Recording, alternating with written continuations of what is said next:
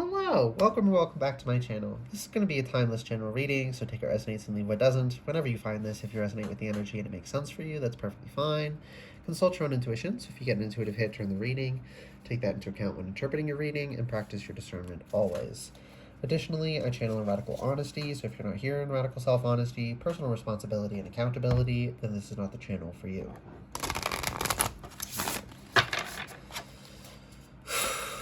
We're starting with the Wild Unknown Animal Spirit deck. Spirit, what do they need to know? What do the people this reading is for need to know right now? What do you want to tell them? Beaver. There's something that needs...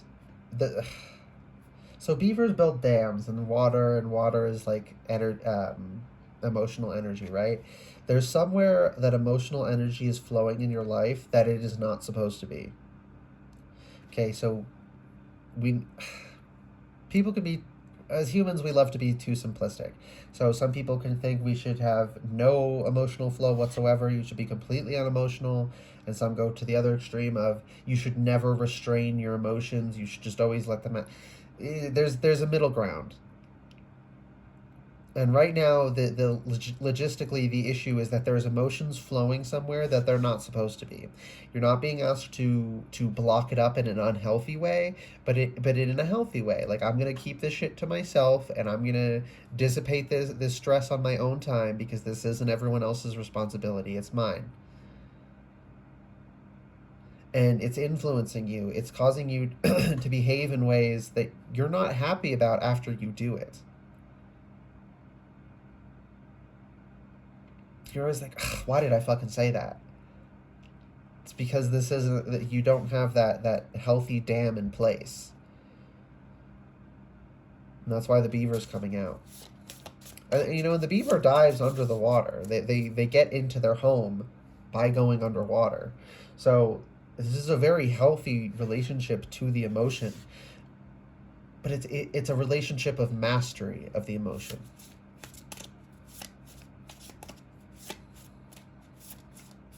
Okay. Anything else from this deck? No? Okay.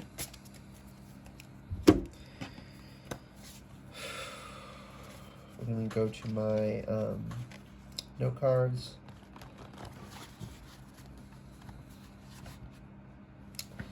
What do they need to know, Spirit? Can we get further information on some of the things that need blocked up, or some other information, whatever's going to be helpful? Whatever they need to hear for their highest good?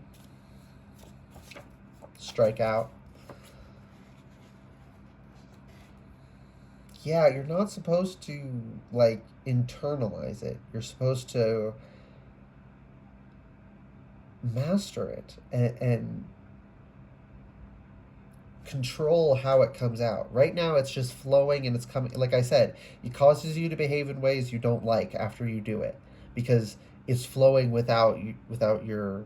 You're not deciding when this energy flows. It just hits you. So with strike out here, we got the little bits of venom coming out of the fangs, so the liquid energy again. You have to choose when and how you're directing this. So it's basically just a reiteration of the message. Out of this world.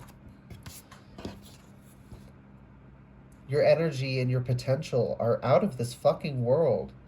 And you're not supposed to spend your time beating yourself up. But that's what you're doing right now because you keep like, what's wrong with me? Why do I keep saying that? Why do I keep doing that? Like, I shouldn't have said that. It's like, don't beat yourself up when that happens. Ask yourself, why did that happen? What do I need to do to keep my... Excuse me, intuitive Virgo information. Oh my goodness. What do I need to do? What do I need to change? What change do I need to make so that I don't do this behavior again? We're not supposed to get again, we're not supposed to be overwhelmed by our emotions when they come over us. But you have to train your emotional strength akin to the way you train physical strength. So you start at a weight you can handle, and it's progressive overload. Every week you maybe go up a couple pounds, right? Or sometimes maybe you don't go up a couple pounds except every couple weeks because it takes you longer to master the level you're at. However long it takes you, do not... Yeah. Oh, your team is fucking pissed. They're pissed off, but in that way that you can only be because you love someone. Um, they're mad that you keep trying to hold yourself to someone else's standard, to someone else's timetable. Oh, well, they progressed this quickly. Yeah, you're not them. You're you. It takes you this long to make every, like, to reach each milestone along this journey. If it takes you twice as long as this other person, it takes you twice as fucking long. Don't think less of yourself because it takes you longer. Don't think more of yourself if you do something faster. We're just different. This isn't about inferiority or superiority. Like that's silly. That's the problem as humans, right? It's not that because the differences are real, like polarities and dualities. That's all fucking real. Male and female, masculine and feminine, which are two separate variables that typically coincide. But some people think they're the same thing. They're not. It's all real. The problem isn't seeing it. It's not knowing that we're different and being able to tell and seeing it and acknowledging it. It's that people then make value judgments. Oh, because they're different, one must be superior, one must be inferior. That's the human error, not the fact that I've had so many people fucking tell me, like, oh, you're that's not real. You're just seeing things. That's the human error is thinking there's differences between things. No, it's not. The human error is thinking those differences mean more than they do. It's being a fucking freak about the fact that we're different, not noticing and accepting that we're different. And when we ignore that we're different, people get screwed over because we can't tend to our individual fucking needs. If you need to take longer to progress, you need to take longer. If you try to progress at someone else's speed, you're going to hurt yourself.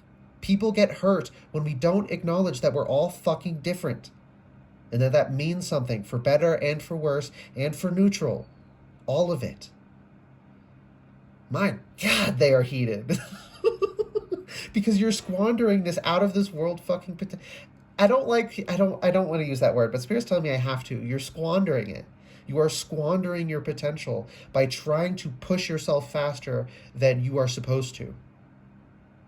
Some of you are going slower than you're supposed to in some regard, and you're afraid. I'm like getting this specific. I've gotten this before, right? Like knees. When I was a child, looking into training and healing your body, like exercises to do to help heal injuries and all that. Knees were treated like they were so fucking fragile, and the thing they would always say is your knees should never go over your toes. They thought they were so fragile, your knees will explode. That is a lie, and it actually created problems. People would not use that range of motion, so then they became weak in that range of motion. So then when their knees went over their toes, as our knees regularly do in everyday life, they couldn't handle it, and then they broke, and then they just see that one moment where it broke. Oh, it must be fragile. No, it wasn't being tended to, and it was getting beaten up on. It was being overstressed for years and years and years. That's not weakness. That is profound strength, that it took that fucking long for a problem to fully hit you. You're not weak. You're not fragile. And even if you're like more fragile than the average, you're still not as fragile as you think you are. You've been convinced. People have convinced you you're so fragile because they didn't want to see. Calm down. I'm mad now. These sick pieces of shit. That's one of the hard parts about waking up and understanding that everyone is different and unique, is that's for better and for worse. Some people are just bad people. They're just assholes. Y'all have people who wanted you afraid because they didn't want to see you reach your potential. Because they could see your they could see your potential. And they knew they were capable as well, but they didn't want to put in the work. And because it would make them feel bad about themselves if you put in the work, they kept you from being able to do it. Fucking sickos. Oh my God.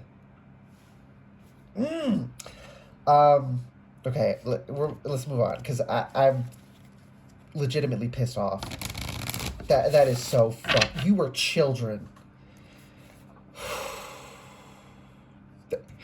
They saw the fucking potential in a little 5-year-old and started trying to snuff it out. Like, let yourself be fucking angry about that. For some of you, that's one of the things. Let yourself feel the anger. Again, master it, control it. Don't just let it, make you lash out at public at inappropriate times. But don't deny it. You are supposed to be angry because what was done to you was fucked.